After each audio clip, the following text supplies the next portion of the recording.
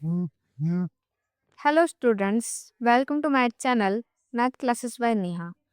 तो इस वीडियो में हम क्लास 10th का साइंस का पेपर सॉल्व करेंगे जो कि है हरियाणा बोर्ड का पेपर और साइंस का पेपर है। जो पैटर्न रहने वाला है 2026 का पैटर्न है ये, और ये सैम्पल पेपर है। कोड है ए।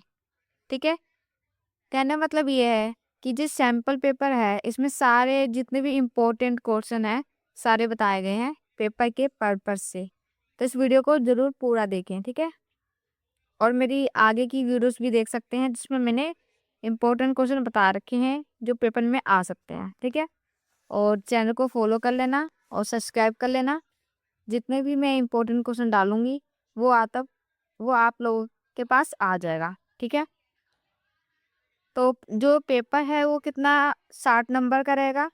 3 घंटे का टाइम रहेगा इस पेपर में। और पेपर 3 भाग में होगा, 3 सेक्शन में। एक होगा केमिस्ट्री, एक बायोलॉजी, एक फिजिक्स, ठीक है।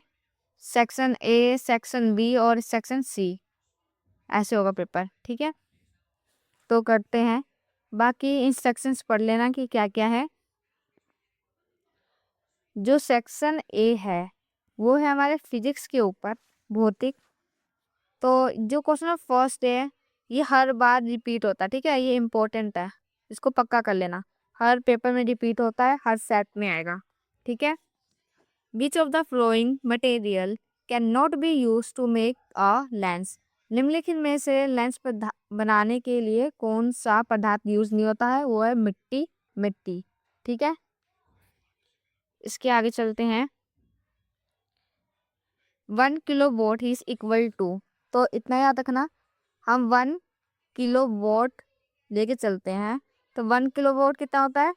1000 इंटू में 1 घंटे में कितना टाइम होता है? 60 गुना 60, मतलब कि 3600, ठीक है।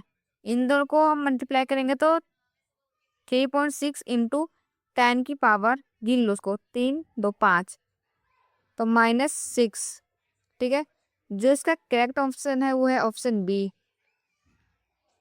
इसको हम जूल में लिखते हैं। 1 किलो वोट, ओके। एक आवर में 3600 होते हैं, टाइम होता है। और 1 किलो वोट में 1000 वोट होते हैं। ऐसे सॉल्व करेंगे इसे। तो इसका करेक्ट ऑप्शन क्या होगा? 3.6 10 की पावर 16। अब क्या है? SI unit of electric current is, क्या होता है? जो एसआई यूनिट होता है वो होता है एम्पेयर, जिसको हम डिनोट करते हैं ए से, ठीक है। विद्युत धारा का एसआई मात्रक एम्पेयर होता है, हिंदी में भी यही रहेगा। Name the part of eye where image is form, तो इसका आंसर है रेटिना। हमारी जो भी प्रतिबिंब है वो कहाँ बनता है? हमारे रेटिना पे बनता है, ठीक है। Following question has 2 statement. अब इसमें क्या है? White light dispersion into 7 colours compound by a prism, मतलब कि एक हमारे पास प्रिज्म होगा ऐसे रेक्टेंगल में, ठीक है। यहाँ से एक लाइट जाती है, कौन सी? व्हाइट कलर की।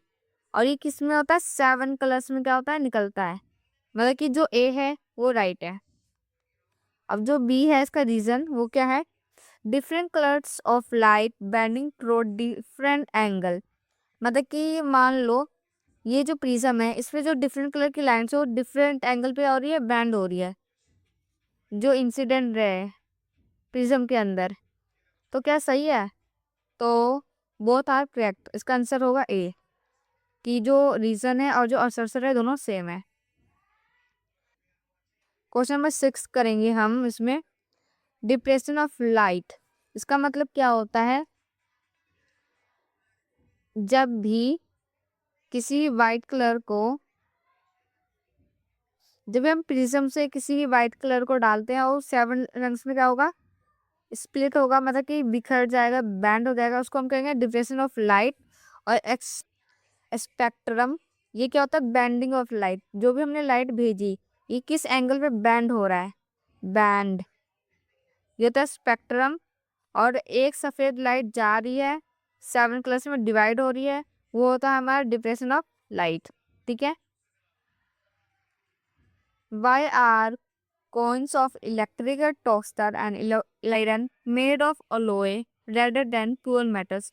मतलब कि ये है इसमें कि जो भी हमारा टोस्टर होता है और जो हमारे आयरन्स होते हैं वो अलोय के क्यूब बने होते हैं, मिश्रित के क्यूब बने होते हैं। तो इसका रीजन जो ये है, जो हमारा अलोय होता है, ठीक है, तो इसका जो मेल्टिंग पॉइंट होता है वो क्या होता है, हमेशा हाई होता है।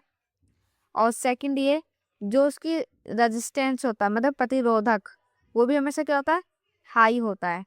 इतना बात याद रखना, मेल्टिंग पॉइंट भी हाई और रेजिस्टेंस भी इसका हाई। और ये जल्दी बर्न नहीं होता, मतलब कि टूटता नहीं है, जलता नहीं है।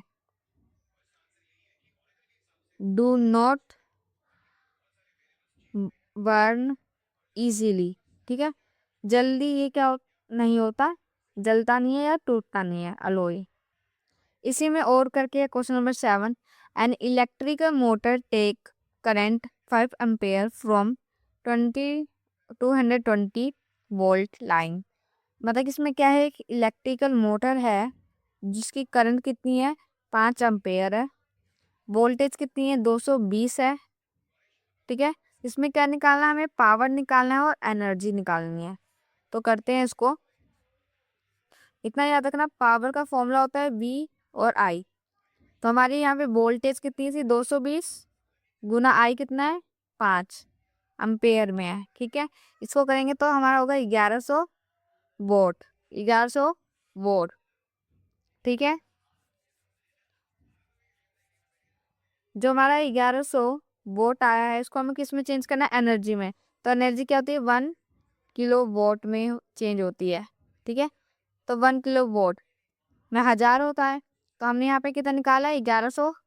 तो 1100 गुना, यहाँ पे कितने घंटे दिए इसने, 2 घंटे, तो हम इसको 2 से मल्टीप्लाई करेंगे।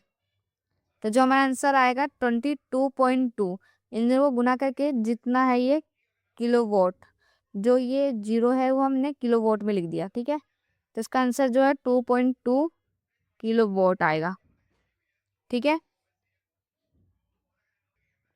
बाकी ये हिंदी में लिख रखा है, पढ़ लेना आप। शक्ति का फॉर्मूला और ऊर्जा मैंने बता दिया, शक्ति क्या होता है, ऊर्जा क्या होता है। What is the effect on resistance on resistivity of a conductor, ठीक है। अगर length of conductor is increase, तो इसका क्या होगा, लेंथ इंक्रीज होगा तो रेजिस्टेंस भी क्या होगा, इंक्रीज होगा, ठीक है। और जो रेजिस्टिविटी है वो क्या होगी, कॉमन होगी दोनों में, कॉमन। एरिया, अगर किसी भी रेजिस्टेंस का एरिया इंक्रीज होगा तो जो रेजिस्टेंस है वो क्या होगा, डिक्रीज होगा। अगर क्षेत्रफल इंक्रीज हो रहा है तो प्रतिरोधक क्या होगा, कम होगा। अगर लंबाई ज्यादा है तो प्रतिरोधक भी क्या होगा, ज्यादा होगा। और जो इसके अंदर रजिस्टिविटी है वो क्या रहेगी, कॉमन रहेगी, कॉमन दोनों में, ठीक है।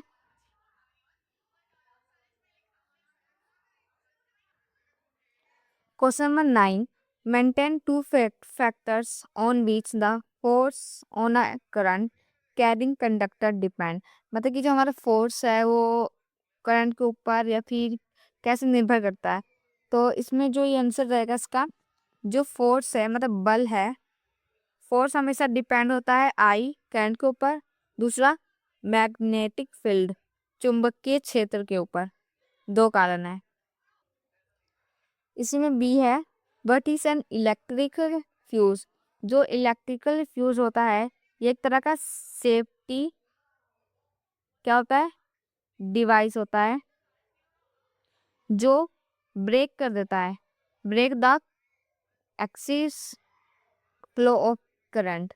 मतलब कि मान लो हमारे पास कोई दो फ्यूज है, ठीक है। अब इसमें अगर करंट ज्यादा पास होगा ना तो ये क्या होगा, ये यहाँ से हो जाएगा ब्रेक, टूट जाएगा, ठीक है, ब्रेक हो जाएगा, टूट जाएगा। इसी को हम फ्यूज कहते हैं, break the flow of current, ठीक है। बाकी अगर आपको आंसर देखना है तो मैं आंसर अटैच कर दूंगी आंसर सीरीज की, तो लास्ट तक वीडियो देख लेना।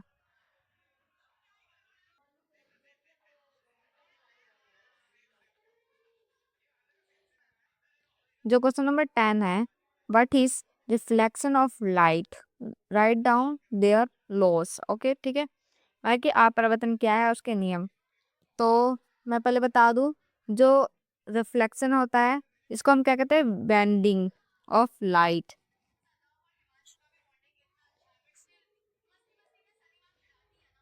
बेंडिंग ऑफ लाइट, ठीक है, इसकी डेफिनेशन हो जाएगी, मतलब कि जो भी हमारा प्रकाश है वो बैंड हो जाएगा, तो वही। और जिसके लो है, लो क्या कहता है, जो एंगल आई है, जो एंगल आर है, और जो नॉर्मल प्लेन है, वो तीनों क्या होंगे, हमेशा इक्वल रहेंगे, ठीक है। और जो सेकंड लो है इसका, एंगल आई, एंगल आर हमेशा क्या रहेगा, कांस्टेंट रहेगा, सिंपल, ठीक है। ये दो लो हैं। बाकी टेक्सुअल क्वेश्चन आप बुक से देख लेना, सॉल्व कर लेना वहां से, ये हिंदी में है पेपर। और इसी में एक बी सेक्शन भी है, ठीक है। इसमें क्या है बी सेक्शन में, कि जो रियर व्यू मिरर है कौन से यूज होते हैं, तो वो होते हैं हमारे ज्यादातर कन्वेक्स, कन्वेक्स मिरर यूज होते हैं, जो हमारे व्हीकल्स में यूज होते हैं। बिकॉज ये जो इमेज होती है ना, उसको छोटा करके दिखाती है, जितना हो सके स्मॉल, वाइल्ड, छोटा, छोटा करके दिखाती हैं ये, इसलिए। बाकी यहाँ पे दर्पण का सूत्र है, तो 1/f=1/v+1/u, ये इसका होगा फॉर्मूला, ठीक है। जो हमारा सेक्शन बी है वो क्या है, केमिस्ट्री के ऊपर है, ठीक है। जो क्वेश्चन नंबर 11 है इसमें, name name the substance which is bleaching powder then react with chloride, कि जो भी हमारा ब्लीचिंग पाउडर है, विरंजक चूर्ण है, उसको अगर हम रिएक्ट करेंगे किसके साथ, क्लोरीन के साथ, तो क्या होगा, तो हमारा से भुजा हुआ चूना बनेगा, ठीक है, सेक लाइन। इसका करंट ऑप्शन है B. Which of the following type of medicines is used for treating, ठीक है। तो एंटी एसिड होता है। That is a metal which is best conductor of heat, silver, चांदी। What is alloy? हम लिख सकते हैं यहाँ पे, it is mixer of homogeneous homogeneous series of metal and non metal, मतलब कि धातु और अधातु के एक से अधिक मिश्रित धातुओं को कह सकते हैं, ठीक है। बुक से पढ़ लेना से थोड़ा। इसमें 68 रीजन है फिर से। White silver chloride turns grey इन सनलाइट, मतलब कि जो समय वाइट सिल्वर होता है क्लोराइड, मतलब कि AgCl वाला, जो कि क्या होता है, Ag+Cl2 चेंज हो जाता है ना, Cl सनलाइट के प्रेजेंस में, तो ये तो ट्रू है, ठीक है। अभी क्या है, decomposition of silver chloride in present of sunlight, मतलब कि इसमें डिकम्पोजिशन रहता है, मतलब दो से 1 से 2 बनते हैं, ब्रेक हो जाते हैं, तो वो था करेक्ट, ऑप्शन ए।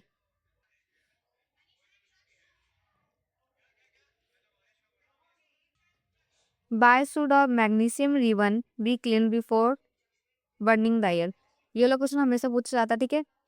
मैग्नीशियम रिबन को इसलिए क्लीन किया जाता है ताकि उस पर जो मैग्नीशियम ऑक्साइड की परत होती है उसको उतारा जा सके, मतलब MgO की जो परत हो वो उतारी जा सकती है, तो ये क्या बनेगा, Mg+O2, इसको बैलेंस कर लेना, यहाँ पे 2 लगा देना, यहाँ पे भी 2 लगा देना, ठीक है।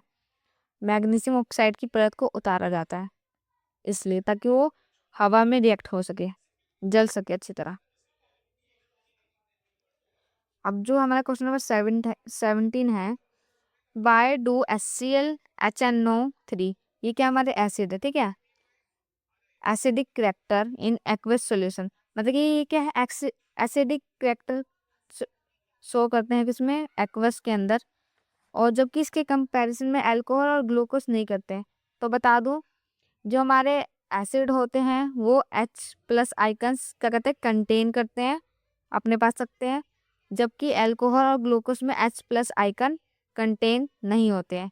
यही कारण है कि जो हमारे एसिडिक करैक्टर होते हैं वो एक्वस में अपना करैक्टर दिखाते हैं और ग्लूकोज और अल्कोहल में नहीं दिखाते हैं, क्योंकि वो H+ आइकन कंटेन नहीं करते हैं। ठीक है, नहीं करते हैं। Question number 18, how do metals react with water. मतलब कि जो मेटल है अगर वाटर के साथ रिएक्ट करेगा तो क्या बनेगा, metal hydroxide, oxide plus H2 gas क्या होगी, बाहर निकल जाएगी। और एग्जाम्पल हम कर सकते हैं इसके लिए, वीडियो को रोक रोक के देख लेना, ठीक है। जैसे कि Na+H2O, तो क्या बनेगा, metal oxide NaOH plus hydrogen बाहर निकल जाएगा। इसको बैलेंस कर लो, 2 और यहाँ पे 2, यहाँ पे भी 1 है तो यहाँ पे 2 कर दो, यहाँ पे 2 कर दो, यहाँ पे 2 कर दो। ठीक है, ये बैलेंस है। ये हो गया मेटल, ये हो गया वाटर, ये हो गया मेटल हाइड्रोक्साइड, ये हो गया हाइड्रोजन गैस। ठीक है। Question number 19, following terms relation of two metal. Metals के क्या, ductility, metal can be drawn in the form of wires. जब भी किसी भी तार को, मतलब किसी भी मेटल को क्या कर दे, तार में परिवर्तन कर दे, उसको कहते हैं ductility. Conductor of heat and electricity, तो हम लिख सकते हैं यहाँ पे metals are good conductor of heat, metals are good conductor of heat and electricity. ठीक है। अब इसमें जो थर्ड है वो क्या है, सोनरस। तो इसमें हम लिख सकते हैं when a metal are stuck on a hard surface are known as sonorous. मतलब जब किसी धातु को किसी कठोर सतह पे फेंका जाता है या उस पे फेंका जाता है तो जो आवाज निकलती है, साउंड निकलती है, उसको सोनोरस कहते हैं। ठीक है, ये बुक से कर लेना। ये मैंने बता दी, ZnCO3 वाला इसमें लगेगा। ठीक है, जिंक मेटल, जिंक कार्बोनेट वाला फॉर्मूला इसमें लगेगा, कर लेना वहां से।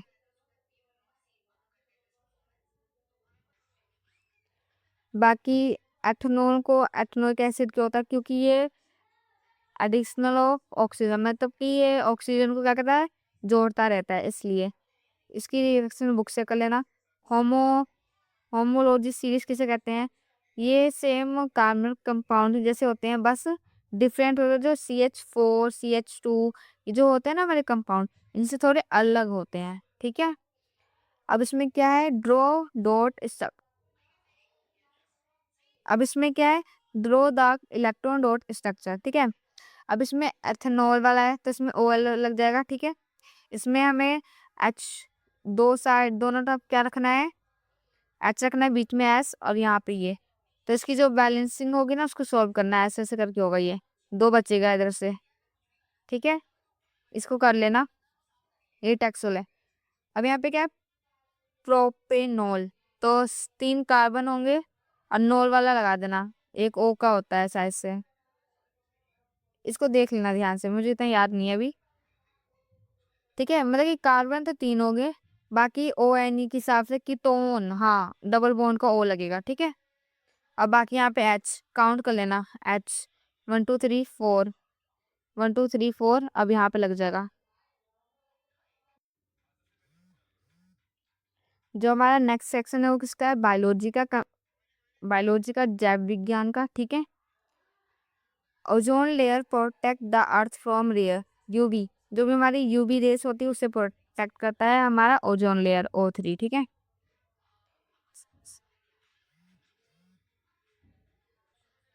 विच of the following is not a part of human reproduction system in human beings, तो ये वाला होगा C, शुक्रवाहिका। क्वेश्चन नंबर 23 में क्या है, autotroph takes energy contain in the sunlight and convert to chemical energy. ठीक है, केमिकल एनर्जी में चेंज कर देते हैं वो लोग, हिंदी में रासायनिक कह सकते हैं। ठीक है।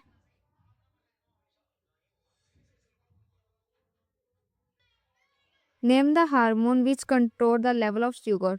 तो इंसुलिन, ठीक है, इसका आंसर है इंसुलिन।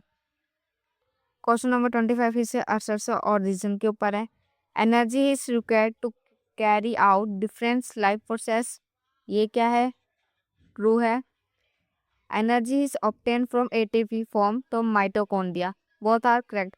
मतलब कि जो हमारी एनर्जी है लाइफ प्रोसेस में अलग अलग होती है, ठीक है, और जो ये हमारी एनर्जी है माइटोकॉन्ड्रिया से एटीपी की फॉर्म में आती है, तो बोथ आर करेक्ट, ठीक है। What happen at the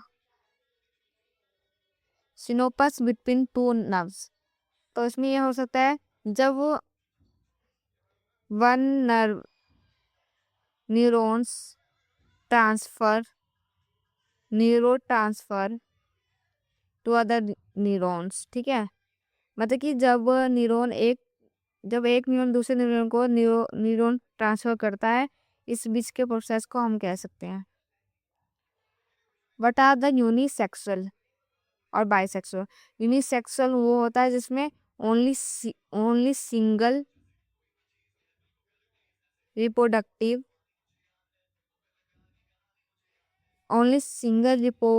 organ contain होता है। एग्जाम्पल के लिए हो सकता है हमारा पपाया, ठीक है।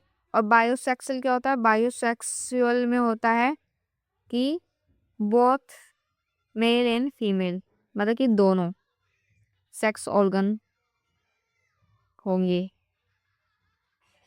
ठीक है। एक लैंगिक में होगा कि केवल एक ही जनन हमारा हार्मोन होगा, और द्विलिंगन में हमारे दोनों हार्मोन्स कंटेन होंगे, ठीक है।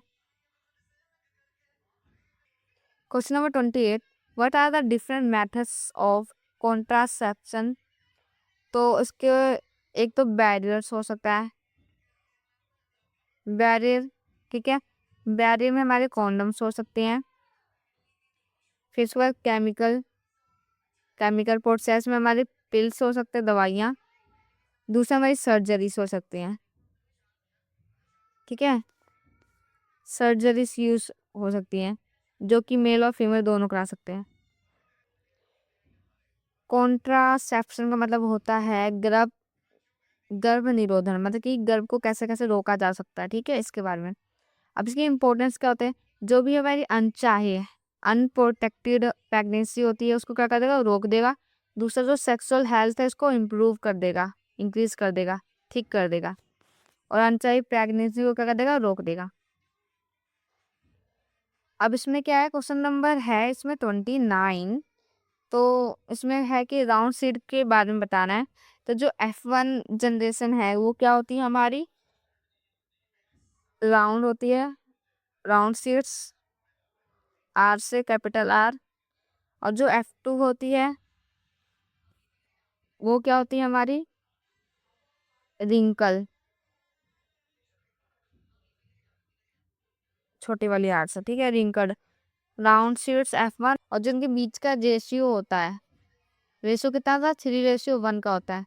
तो 3 जो होते हैं राउंड होते हैं, और जो 1 होते हैं वो क्या होते हैं, रिंकल होते हैं। राउंड कितने हो सकते हैं, 75% तक हो सकते हैं, 75, और जो रिंकल हो 25, ठीक है।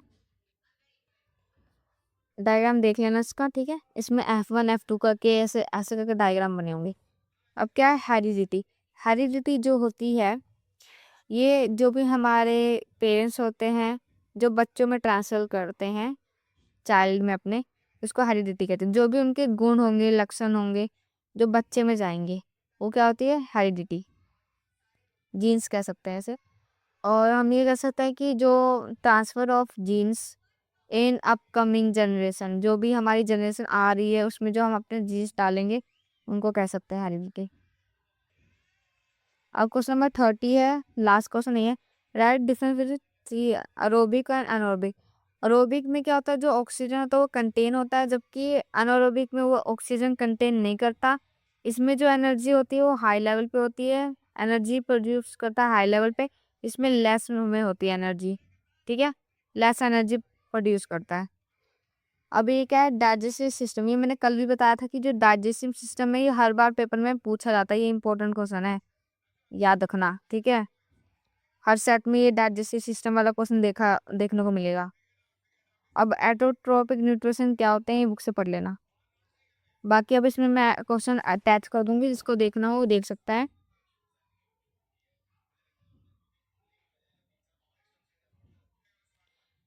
ये मैंने आंसर अटैच कर दिया इसमें। सैम्पल पेपर का स्टेप बाय स्टेप सोल्यूशन है। जिसको मेरी आवाज़ ना समझ आई हो वो यहाँ से देख ले।